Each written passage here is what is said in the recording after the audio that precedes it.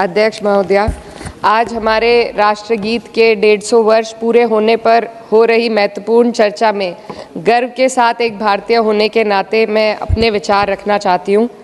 सदन में इतिहास को तोड़ मरोड़ कर पेश करके फिर से मुस्लिम तुष्टीकरण के नाम पर भारतीय मुसलमानों को कटघरे में खड़े करने की कोशिश की जा रही है। लेकिन मैं सदन में बताना चाहूँगी कि हम भारतीय मुसलमान जिन्ना के आह्वान को ठुकराकर अपने इस प्यारे वतन की मिट्टी के साथ मजबूती से जुड़े रहे। हमने महात्मा गांधी, बाबा साहब डॉक्टर भीमराव अंबेडकर, रविंद्रनाथ टैगोर जी, सुभाष चंद्र बोस जी, मौलाना अबुल कलाम आज़ाद, अशफाक उल्लाह खां साहब के विचारों को अपनाया। हम भारतीय मुसलमान इंडियंस बाय चॉइस हैं, बाय चांस नहीं।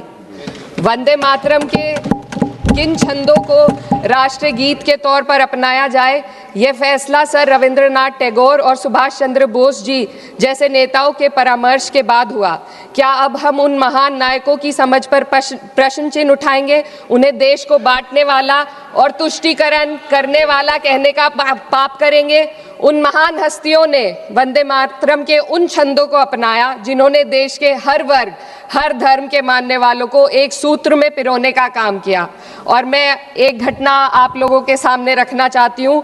वर्ष 1998 में उत्तर प्रदेश सरकार के मंत्री रविंदर शुक्ला जी ने स्कूलों में राष्ट्रगीत को गाना अनिवार्य कर दिया था। लेकिन तब के तत्कालीन प्रधानमंत्री अटल बिहारी वाजपेयी जी ने, जो उस समय लखनऊ के दौरे पर थे, उत्तर प्रदेश सरकार के इस फैसले पर नाराजगी जताई और यूपी सरकार ने राष्ट्रगीत को अनिवार्य करने वाले मंत्री को बर्खास्त कर दिया था।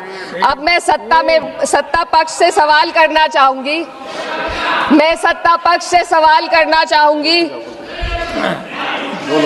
बोलने दीजिए।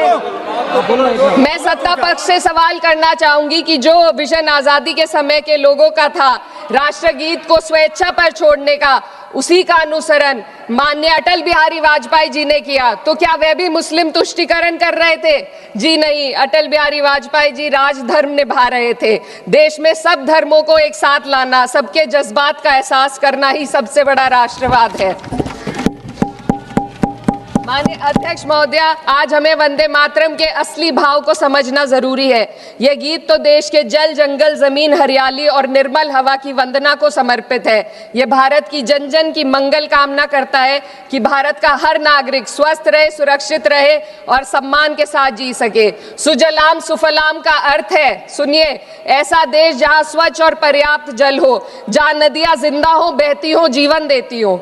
अध्यक्ष महोदय, लेकिन अब जरा यमुना का हाल देखिए। दिल्ली प्रदूषण नियंत्रण समिति की 2025 की रिपोर्ट बताती है कि यमुना के कई हिस्सों में बीओडी स्तर 127 mg पर लीटर है तक पहुंच चुका है, जबकि किसी जीवित नदी के लिए ये 3 mg पर लीटर से कम होना चाहिए।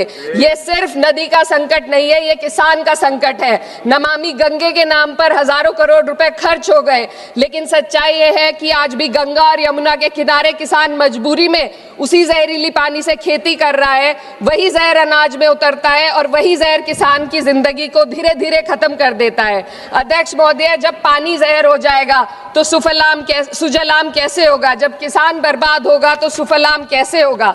मलयज शीतलम, मलय का अर्थ है मलय पर्वत से बहने वाली ठंडी, सुगंधित, चंदन जैसी हवा जो जीवन देती है, बीमारी नहीं। आज मैं इस सदन से पूछना चाहती हूँ, क्या आज के भारत की हवा मलयज शीतलम है?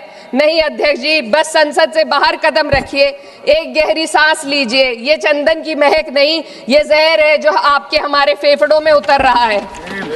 दुनिया के 20 सबसे प्रदूषित शहरों में से 13 भारत में है। दिल्ली की हवा में सांस लेना मानो रोज 20 सिगरेट पीने जैसा हो। भारत हर साल सर्दियों में जहरीली हवा के प्रकोप में घिर जाता है। AQI गंभीर स्तर पर आ जाता है। ठंडी हवा का सपना अब गैस चेंबर की हकीकत बन चुका है। हम वो देश हैं जहां सरकार प्रकृति पर बने गीत का मान मर्दन तो करती है, पर उसी प्रकृति, जंगल, हवा, पेड़ को बचाने वाले कानूनों को धीरे धीरे खुद ही खत्म कर रही है। यह है आज के हमारे मलयज शीतलम की अफसोसजनक सच्चाई। अगर हम हवा को साफ नहीं कर पाए तो न सुजलाम बचेगा, न सुफलाम बचेगा। माननीय अध्यक्ष महोदया, सस्य श्यामलम का अर्थ है ऐसा देश जहां उपजाऊ जमीन हो, जहां खेत फसल से भरे हो और किसान कर्ज और निराशा में न डूबा हो। आज किसान सिर्फ मौसम से नहीं लड़ रहा, वह प्रदूषण, नीतियों की बेरुखी और सिस्टम की नाइंसाफी से लड़ रहा है। एक तरफ कॉरपोरेट के लोन माफ होते हैं, दूसरी तरफ किसान को उसकी वाजिब एमएसपी भी नहीं मिल पाती है। आप ग्लोबल सुपर पावर बनने की बात करते हैं, लेकिन हमारी पर कैपिटा इनकम दुनिया में 136वें नंबर पर है। हम अपने छोटे पड़ोसी देश से भी पीछे हैं। हमारे लोग $2,500 तक भी नहीं कमा पा रहे एक साल में, और जिन अरबपतियों की ये रक्षा करते हैं वो इतना पैसा एक सेकंड में कमा लेते हैं। आज वंदे मातरम को बुनियाद बनाकर राजनीति की जा रही है, लेकिन जमीन पर जंगल पूंजीपतियों को सौंपी जा रही है। आदिवासियों को उनके घरों से उजाड़ा जा रहा है। मातरम में जो मात्रा माता है वे सिर्फ मातृभूमि की वंदना नहीं, वे इस धरती की हर नारी, वे इस देश की हर बेटी, हर महिला के सम्मान की बात भी करता है। लेकिन आंकड़े अगर आप देखेंगे, एनसीआरबी की हाल की रिपोर्ट के अनुसार, मैम जसवंत के अनुसार देश में हर वर्ष लगभग 30,000 से अधिक बलात्कार हो रहे हैं। यानी एक दिन में 80 से अधिक महिलाएं यौन हिंसा का शिकार होती है, और ये सिर्फ दर्ज मामले हैं। जब जम्मू कश्मीर की एक बच्ची हिंसक अत्याचार का शिकार होती है, जब सत्ता से जुड़े लोगों पर आरोप लगते हैं और कार्रवाई वर्षों लटक जाती है, जब उन्नाव की पीड़िता लखनऊ के दरबार में इंसाफ को लेकर अपनी जान देने पर आमादा होती है, जब बिल्किस बानो के अपराधियों का सरकार के लोग द्वारा स्वागत किया जाता है, तो ये घटनाएं वंदे मातरम की आत्मा पर चोट पहुंचाती है। मैं अध्यक्ष महोदया बस यही कहना चाहती हूँ अपनी बात को अंत में रखते हुए कि वंदे मातरम सिर्फ अतीत की ललकार नहीं, ये वर्तमान की जिम्मेदारी है। ये आत्म मंथन की घड़ी है। यही समय है कि हम वंदे मातरम को सिर्फ नारा नहीं, नीति और जिम्मेदारी बनाए। और अपने जज्बात को मैं आलमा इकबाल साहब के तराना हिंद के साथ इस सदन में रखना चाहती हूँ कि सारे जहां से अच्छा हिंदुस्तान हमारा, हम बुलबुले हैं इसके, ये गुलसिता हमारा, मजहब नहीं सिखाता आपस में बैर रखना, हिंदी है हम, वतन है हिंदुस्तान हमारा। श्रीमती लवली आनंद।